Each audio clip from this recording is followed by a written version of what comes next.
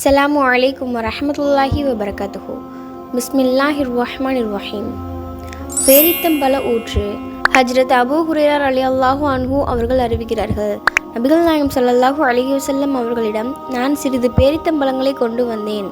சுமார் 21 பேரித்தம்பழங்கள் இருக்கும். யா ரசூலல்லாஹ், இந்த பழங்களில் பரக்கத் ஏற்பட துஆ செய்யுங்கள் என்று கூறினேன். அவற்றை பெற்ற பெருமானார் ஸல்லல்லாஹு அலைஹி வஸல்லம் அவர்கள் பரக்கத்திற்காக துஆ செய்தார்கள். பின்னர் என்னிடம் அவற்றை கொண்டு வந்து இதை ஒரு பையில் போட்டு வைத்துக் கொள்ளுங்கள். உங்களுக்கு பழம் தேவைப்படும் போது அதில் கையை விட்டு எடுத்துக்கொள்ளுங்கள். ஆனால் அந்த பையை தலைகீழாக கவிழ்க்க வேண்டாம் என்று கூறினார்கள். பெருமானார் கூறியது போல நான் செய்து வந்தேன். எனக்கு பசி எடுக்கும் போதெல்லாம் அந்த பையிலிருந்து எவ்வளவோ பழங்களை நான் எடுத்து சாப்பிட்டிருக்கிறேன். பிறருக்கும் சாப்பிட கொடுத்திருக்கிறேன். ஆனாலும் அதில் பழங்கள் குறைந்ததே இல்லை. சுப்ஹானல்லாஹ்.